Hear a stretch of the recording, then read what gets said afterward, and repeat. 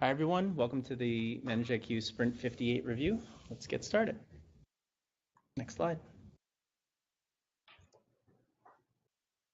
So for today, we got a little bit of something in every section as usual. So let's start with the sprint statistics. Next slide, please. So this sprint we had in the ManageIq repo, we had 122 pull requests remerged. Huge majority was bugs. We are coming down, I think the Find One beta was just released.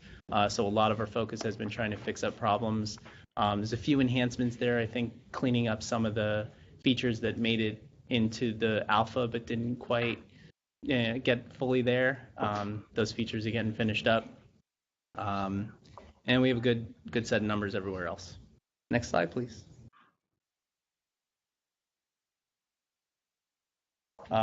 Breakdown by feature category, providers is still one of the biggest, with core and API taking up the next two slots. As we start breaking out more providers, I expect this number to go down. This past sprint, we had 3 new providers broken out, and we'll be continuing to do more of that in the next coming sprints. Next slide, please. PRs merged by sprint. I was looking at this last night trying to understand why this number went down. It's kind of interesting. I don't know if that it actually went down or if you took out sprint 57 and just looked, the trend still goes in a pretty normal line. And so it's possible sprint 57 was just an accelerated sprint, probably because that was when we did the dev freeze and everybody's trying to cram stuff in and get final fixes and that other stuff. So that's what I'm going with right now. But as we move forward, we'll try to look at the trends and see if it's changing or not. Throughout the high and the low. Yeah, we can do that too. Next slide, please. Across all of the ManageIq repos, we have a total of 538 PRs. Again, UI Classic and the regular ManageIq repo led the numbers. Integration tests also had 90, with UI Service coming up behind that. As I said before, we had 3 new provider repositories for Hawkular, OpenStack, and Overt. Coming in the next few sprints will be Kubernetes, OpenShift, and some more. We also added a new repo for Amazon Smart State support. This is the beginnings of a sort of a standalone repo that will contain code that's needed for doing Smart State in the Amazon cloud. And then the 5th one is the ManageIq automation engine, which isn't quite done yet, but the repo has been created. We just have to transfer over, which will be happening this coming sprint. And that would be the guts of Automate moved out into a repo in its entirety. Next provider. Next slide, please. I've been doing a lot of provider stuff. Carol. All right, thanks, Jason. I'm the next provider of information about the community. So there's a few announcements around the releases. We released over 2.1 yesterday. It's mainly to fix the UI issue of the non-working drop-downs and trees. That was in over 2. So if you're already running over 2, you can do a quick fix. There's information on the blog post. If not, you can always download the new release, new builds. And as Jason mentioned, the beta release of ManageIq Find, also known as the Find beta, has been released last week. So, lots of new features, and we'll probably see a release candidate or 2 before the main release, but getting exciting with the new release. And then since we have the Find beta just out, we are also looking forward to the G release, and we have a quite exciting voting going on for the name of the G release. And currently we have, I think, 104 votes, which is quite a lot. I think already more than the previous voting for the F. So the poll closes this Friday, April 14th. So if you haven't gotten your vote in, please do so in this couple of days. All right, and then next we have the last week in ManageIq posts. We have 2 quite drastic ones. One from a a mostly harmless week to another one with blood and fire. So pretty exciting. Go check it out. You never know what's going to happen in ManageIq week after week. And for the events, in a couple of weeks, there's one in the US and one here in Europe. RailsConf in Arizona, Phoenix, Arizona. Julian is speaking there about chatbots, if I remember correctly. And then I'll be in Sweden talking more again about ManageIq. And then following that, we have the Red Hat Summit, which we will have a ManageIq booth in the Community Central. And then after that, in the middle of May, we are attending this OSCAL in Albania. I think David has a talk, and we'll probably do something. I think probably a ManageIq booth and demo as well. So still need to work out the details. But if you want any information or if you're interested, check those links out and ask me for more info. Thank you. Next slide, please. All right, this is Dan. I'm going to talk about the classic UI, normal PR chart, what was merged. You can see there, the bugs were definitely over half. A lot of cleanup going on for the betas and trying to head for the blockers only release. I think we have one more sprint before we get to blockers only. Still got some tech debt and refactoring done though, so that's cool. A lot of stuff backported to the fine release, so it's improving. Next slide, please. Tried to break this out a little bit differently this time, and this is kind of in order of the most PRs by area. We've got some labels inside the UI repository now that we can set. And so you can see there, containers had the most PRs, but really it was mostly Ansible because the second and third ones are Ansible and services, and most of the services that we're working on are Ansible. So it's probably really where most of the work was done, and then obviously scattered around other areas as well. Next slide. All right, we did squeeze in some enhancements. Some of the other groups got some in, middleware, added a cross-linking to the container for their hosts, and then some smart JDBC driver defaults, really cool stuff there, because when you change, make changes to the settings, the defaults are definitely different, and it's nice to be able to have these intelligence defaults showing. I'll actually have a slide for that. Containers added single sign-on external logging link. They also put a fallback to non-SSO just in case that fails. Physical infrastructure, we added a topology menu entry so you could get to the topology. I think it was there already, but no one could get to it. On Ansible side, we added a refresh button because what happened was you're able to add a repository, but then you would have to wait until the scheduled refresh, and I'm not even sure how long that would be, but definitely too long to wait for. And so now you can kick that off from the UI. And we cleaned up the playbook standard out formatting. I've got a screenshot for that. And cockpit button was added for cloud instances as well. Next slide. So here's on the middleware with the cross-link to the actual underlying container. So that's pretty cool. You can, you're looking at your host, and you can actually jump over and see the actual container that's living in. Next slide. This one I had an animated GIF, but it wasn't quite working. So it was kind of working for some people, and not others. But basically, if you change any of those two items in the big box there, the data source or the yes/no on there, whether it's XA or not, it basically changes all of those entries down below. So you don't have to retype those big long things. You can just go in there and alter them to your exact requirements. But it's pretty cool. Next slide. Here you can kind of see, it's a little small, but you can see we're picking up on now all of the formatting, the HTML formatting in the standard out from the playbook. So it makes it look really nice. It used to just be a dump of a JSON object, I think, so it was all black and white and just kind of not formatted at all. So now when you see that stuff, it's formatted as nicely as the HTML lets it be. So it's pretty cool. Next slide. We did get some technical debt and refactoring. I'm not going to go into too much of the details, but these are some of the areas where we hit. Topology, we're cleaning up a little bit. We're trying to use that more and more, so we want to make sure that that's easier to work with, underlying, and that it works consistently.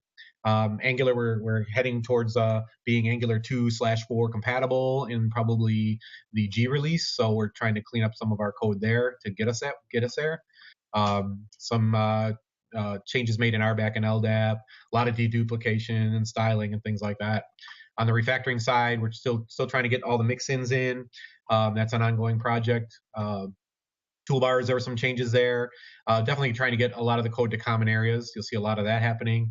And just some general cleanup, making things more readable, getting rid of unused code, things like that. Next slide. That's it. Over to Chris. Dan. So just a quick review of our burn up. So we did a pretty good sprint this sprint. Pretty much all of the stories were accepted. We had a couple that didn't make the review, and we had a couple that got bounced back. Next slide, please. So of course, this sprint being bug fixes, there are about 3 pages of bug fixes, so nothing terribly exciting to see there. And someone's doing something.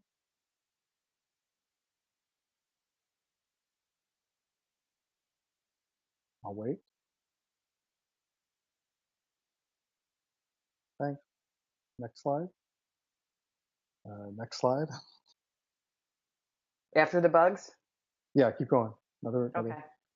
So I won't read through all the different bug fixes. So just there's go ahead, next slide, and then next slide. So lots and lots of bug fixes. Few new features, nothing major. We've added the report explorer and viewer, the first pass to the SUI. So now you can get and see reports.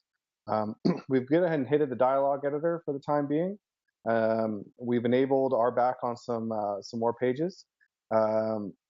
We've set some quick ordering, some text. We've added the hover text should now show the status of your request. We've added the retire now features to the kebab menu, and we've added power management to the VM details page.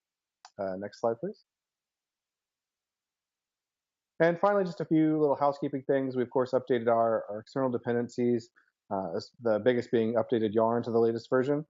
And we've also adjusted our Travis file to test with the LTS version of Node, which is the 6 series, and the current version of Node, which is the 7 series, just to make sure that it's working well. Next slide, please. And on to providers. All right, so I'm going to speak on behalf of the providers team, and I'm going to share some highlights from OpenStack, Rev, Lenovo, Amazon, Ansible Tire, Ocular, and the provider core. Next slide, please. So most PRs this sprint came from the Ansible Tire provider, and then a handful of PRs were merged for most of the remaining providers. Next slide, please. So for OpenStack, a notification is now emitted when an OpenStack virtual machine relocation operation completes, successfully or not, and this means that the UI no longer has to wait to report on its completion. And so for Rev, the new overt SDK is now being used for event parsing. Next slide, please. And so for Lenovo, Julian is going to demo some of the enhancements he made this sprint. Julian, would you like to share your screen?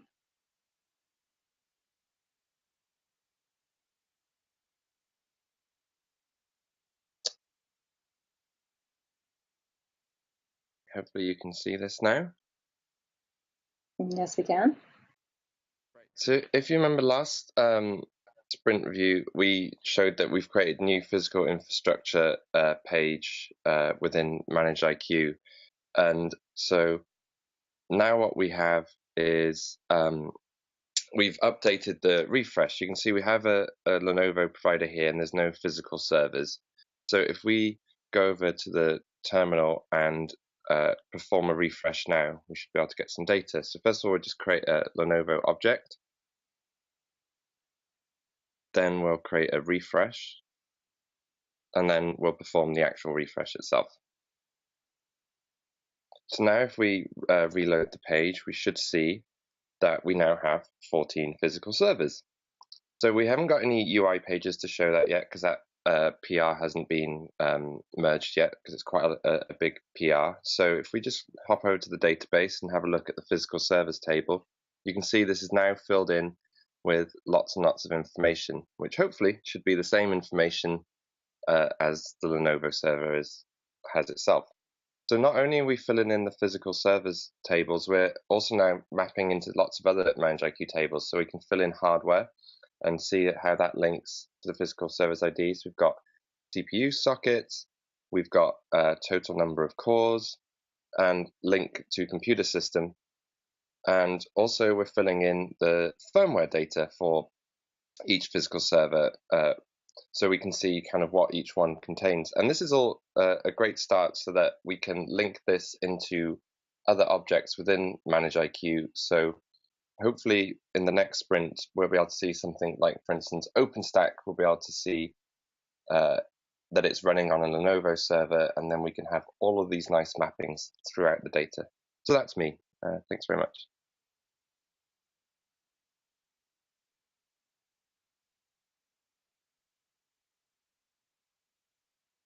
Very cool, Julian. Thank you. Actually, Marianne, if we could go back a slide.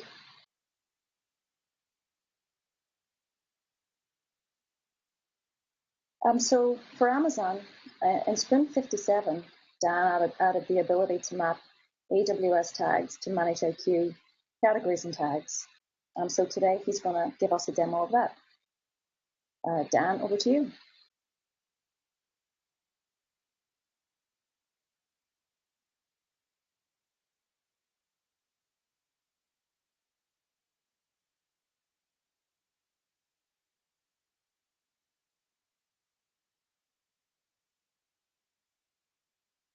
Okay. As Bronagh mentioned, can you all see that? Yeah. As Bronagh mentioned, in the last sprint, we added the ability to collect tags from the AWS side and reflect them on the ManageIq side, as well as add the ability to map a tag to a category. So this is going to be a quick slideshow. Starting off here to show you that I added a couple tags to one of the existing instances on the AWS side. This is from the AWS Management Console. So name, foo, and owner. And then on the ManageIq side, I add an Amazon provider from the same region where the VM exists. And after it finishes a refresh, if you look in the UI for that particular instance, you will see the tags from the AWS side reflected here under labels. So name, foo, and owner. For mapping a tag to a category, I'm just showing you the screen where you go EVM, configuration, region, map tags, and you click the map tags tab there, and you'll see that screen. And you click in there to add a mapping. So here I'm mapping the label foo to the category whatever. At the moment, the category is just a text box. Just as a quick aside, we do want to change that to a drop-down so that you can see existing categories as well. But for now, you just type it in. And after you've created that mapping and you refresh the provider, you come back and you look at that instance, you will see your tag mapping there. So we mapped it to whatever, and the value of foo was bar, so therefore you see whatever : bar. And that is it. That's very cool, Daniel. Thank you.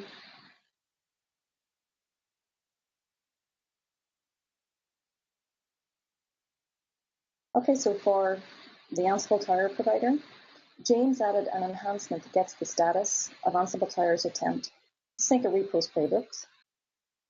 He also added a notification upon the creation, deletion, or update of a set of Ansible tire credentials. And so playbooks from deleted repos had persisted in the playbooks list, so that was cleaned up too this sprint. Next slide, please. And so for Hawkular, cross-linking of middleware servers with containers was added this sprint, and Dan Clarizio shared a screenshot of that in his presentation. And Hawkular refresh was rewritten to use the new graph refresh by default. And deprecated names from the Hawkular client gem are no longer used. And the add JWC driver dialog has been enhanced too, as Dan Clarizio shared in his presentation. Next slide, please. Some big news from core providers. So thanks to Ladislav, an EMS refresh is now 6 times faster. And so Dennis from the performance team is going to elaborate on that in his presentation. And then as Jason mentioned, himself and Marcel split out 3 provider repos with dedicated Gitter channels. And those repos are for Hawkular, OpenStack, and Overt. And Jason added a post on talk.manageiq.org with links to documentation to assist you in your contribution efforts. That's it for providers. Over to Greg McCullough. Thanks, Bronagh. So this sprint, we had 35 PRs merged, which was exactly the same numbers we had last sprint. The allocation, as we expected, would change to kind of way heavier for bugs, like I think most of the teams, so not too surprising there. Next slide. So majority of the work was in the Ansible integration we've been doing. We added the ability to update the projects to pull in the latest changes, the repos that are defined within Ansible, and then really a few other minor changes like for template, for a service template, if there's an active service using the retirement logic of that service, we needed to keep that service template in place and make sure that it couldn't be mistakenly deleted. So just adding some production and error handling and just better capturing of any errors coming out of the playbook. And then down at the bottom is just a number of the bugs that we were addressing in this sprint. So next slide.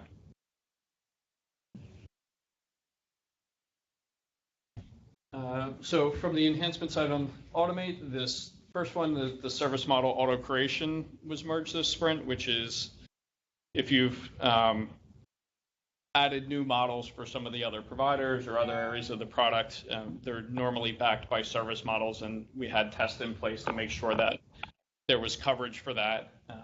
With the splitting of the repos, it made it easy for people to add new models in remote repos and break the build on the main repo. So with the auto creation, it basically is building, it can look at the active record object and understand the structure it needs to build for the service model. It allowed us to delete something like 100, 200 empty or template models that were in place. And it also kind of gets rid of that hard binding between the remote repos and the main repo. So hopefully that's a big help going forward. Ultimately, some work we've started is to replace even the service models with the REST API, but that's a longer term project. So this, in the meantime, will help us out there. Some other small enhancements, we got the notifications for Ansible and cloud errors. The configuration management namespace within Automate, which was used for the Ansible Tower integration we had done in a previous release, to match the modeling that changes on the back end. We implemented the automation management namespace. So we've kind of deprecated the configuration one. It's still there, it's still usable, but hoping and encouraging people to move over to the automation one. And then the Lenovo team added basically I want to say placeholder, but the empty kind of event filtering namespace logic needed in Automate modeling to support events coming through there so that they can now start to add in events and actions and policies as they need. So that's in place now. Next slide. The rest is, yep, no, not that rest. Just bug fixes. Don't want to go down all these, but we noticed with some other work that when we were importing the Automate models that we were dropping display name and description Services has a my zone concept that was looking at VMs, but if the VM was archived, it was actually raising an error. VM best fit wasn't honoring if a host was in maintenance mode, it could be selected if it had, the right resources. So just a lot of cleanup, and we're kind of continuing through bugs in this sprint. I think that's it. Over to Gregg. Okay, thank you, Gregg. So on the platform side, you'll see it's pretty much following the same pattern, mostly bug fixes. We did get some enhancements in there as well. So next slide, please. I'll go through those. So for the embedded Ansible, we've kind of aligned the setup script and paths to the official RPMs from their release. Just a little tweak there. On Postgres side, some improvements in how we lay down the configuration specific to ManageIq. So now we're leveraging the fact that you can have a separate directory and configuration file, and then just have our settings in there, and then the official or main Postgres config file would be untouched, and we can put that back with all the defaults, and that makes upgrading easier, as well as us managing our own settings. So nice change by Nick. Also, some stuff we actually came back with. We went to PGConf and did some other tweaks there. So now we can use alter system SQL commands rather than relying on doing ERB translation in configuration file for a couple of those settings. That's a good one. On the tenancy side, we now have RBAC for all the cloud tenant-based models, and that's thanks to Richard Sue and Libor for helping review that and getting that PR in a good place. And just a small change for validation of policies that Shimon did. Next slide, please. These are the bugs. So lots of bug fixes. This is like more like an enhancement, I guess. The disk config for standby database for HA. And now we have that in the appliance console, and I just grabbed a couple of screenshots out of the PR. You'll see on the next slide. A nice fix for CloudInit that Joe V did. It was actually overwriting network configuration of the DHCP settings that you would set in the appliance console. And the fix does it in a pretty cool way, because if you do it through the appliance console, it lays down a file that tells CloudInit not to touch it. That was a pretty cool fix. Small fix to the IPv6 support that Shimon did. We were basically showing the IPv6 prefix length, even if you didn't configure IPv6, so it looked a bit weird. Make worker monitor DRB, like a reader again. That was actually the side effect of a change that was made that was like flooding the logs because it was creating a new DRB connection every time. So LJ took care of that. Yeah, I guess I won't go through all the rest of these, but those are some of the the significant bug fixes. I guess the other one at the bottom there is we just did that one for coordinating how we queue historical metrics collection to prevent flooding the queue with duplicates. Next slide, please. So there's a screenshot of configuring a disk for standby server on the first one, and then you can shows the configuration using that disk on the second one. And next slide, please. So, and then we had a handful of tech deck refactoring / test changes. A couple in the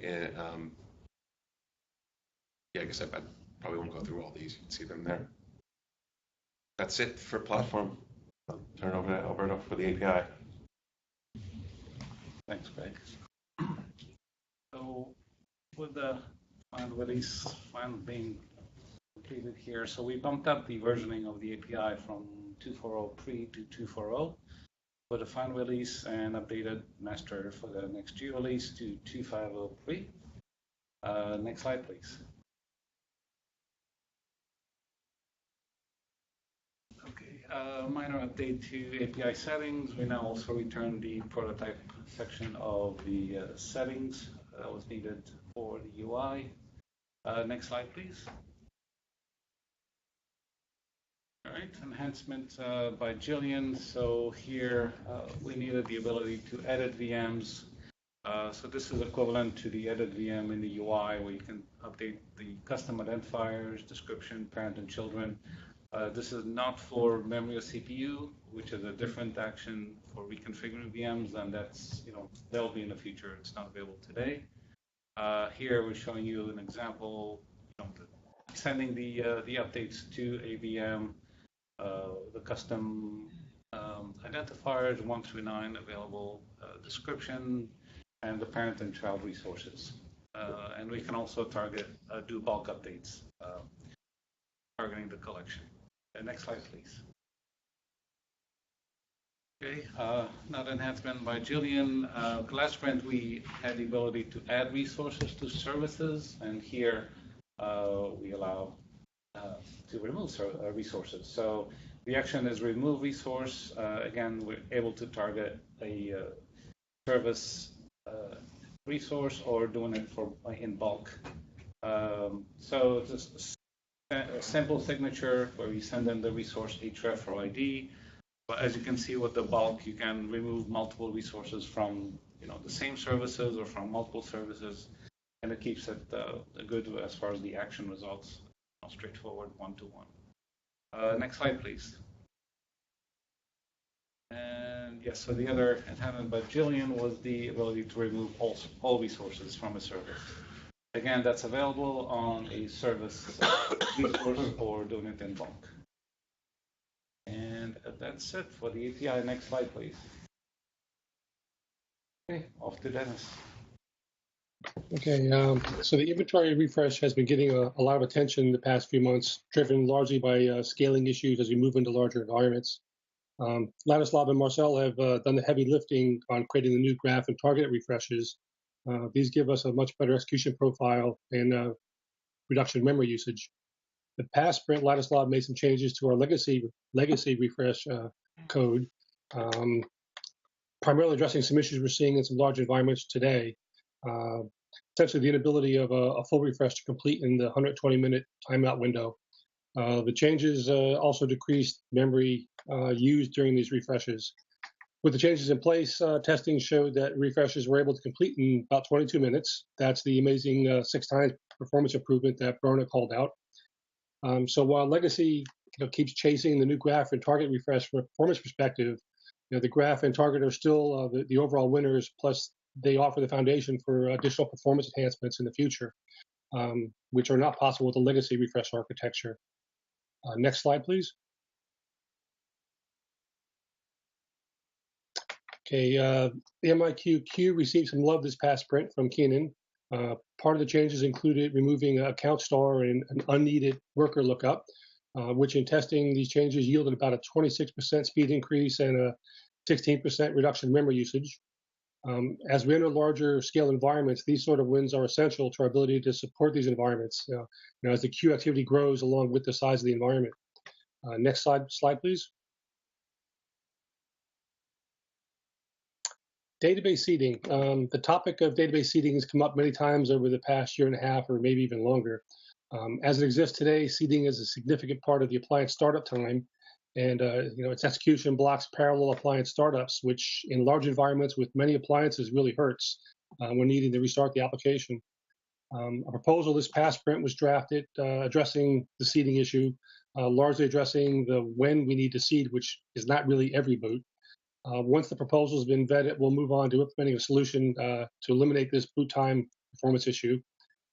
This sprint, Simone delivered a PR addressing the performance of blacklisted events in particular, essentially changing things so that a single database select is being used where 12 were being used.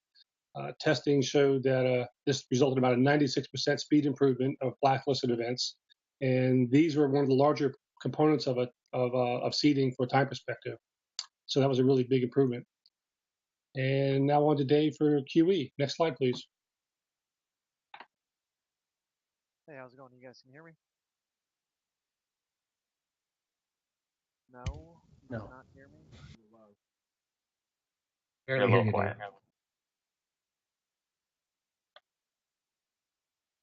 Input volume's very low.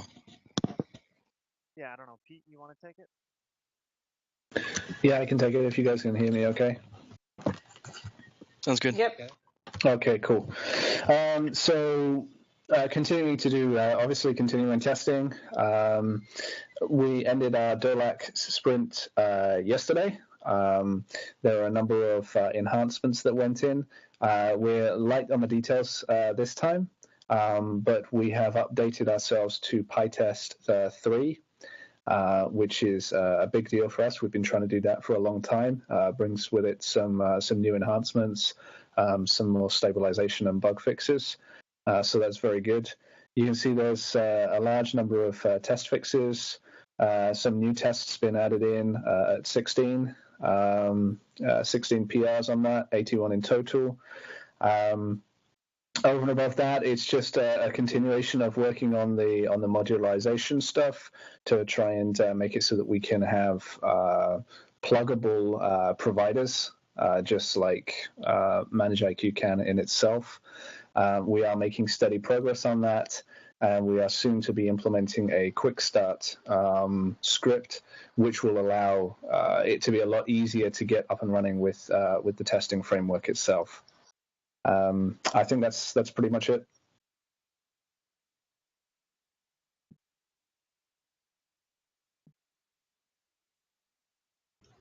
All right. You can see here on the doc slide what we've merged. 19 PRs merged, mostly enhancements, a small number of bug fixes, and then we've highlighted kind of some of the significant pieces that we have merged in this sprint. This represents delivery of content for all of the new Ansible features, but that content is not complete yet. It still requires review, and it might require actually some reorganization to make sure that we're delivering it in the proper place in the documentation.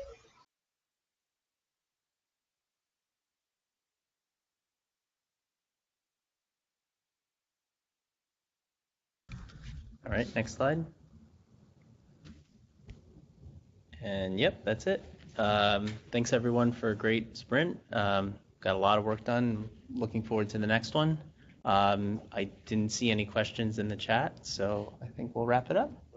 Thanks everyone. See you next time. Thanks, everyone. Bye.